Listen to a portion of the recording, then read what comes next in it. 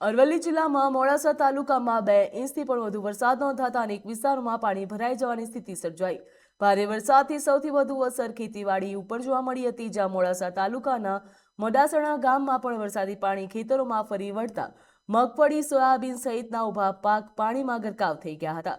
ખેતરોમાં પાણી ભરાવાથી ખેડૂતોમાં ભારે ચિંતા જોવા મળી હતી, જ્યાં સ્થાનિક ખેડૂતોનો આક્ષેપ છે તંત્રની બેદરકારી અને પાણીના નિકાલની યોગ્ય વ્યવસ્થા ન હોવાના કારણે વરસાદી પાણીનો ભરાવ થયો, જેના કારણે વાવેતર નિષ્ફળ જવાની ભીતિ પણ સેવાઈ રહી છે।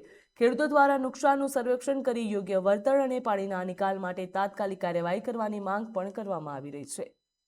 હું મડાસણા ગામેથી ગામ આગેવાન રાઠોડ ગોપાલસિંહ ગલાજી બોલું છું। અમારા ગામે દર ચોમાસામાં વરસાદી પાણીનો રોડ સાઈડમાં જે ખૂબ જ પાણી ભરાય છે, એ પાણી ગામના અંદર નીચાણવાળા ઘરો છે એની અંદર પણ જાય છે, એટલે ઘણું બધું નુકસાન થાય છે। અને સામેની બાજુ મેઢાસણ ગામનું પાણી અહીં અમારા ગામે આવે છે। એ ખેતરોમાં જે ખેતી છે એ ખેતી ચોમાસામાં પાકતી નથી, ઘણું બધું નુકસાન થાય છે। આ બાબતે અમે વારંવાર મેઢાસણ ગામ સરપંચ સાહેબને પણ રજૂઆત કરી છે।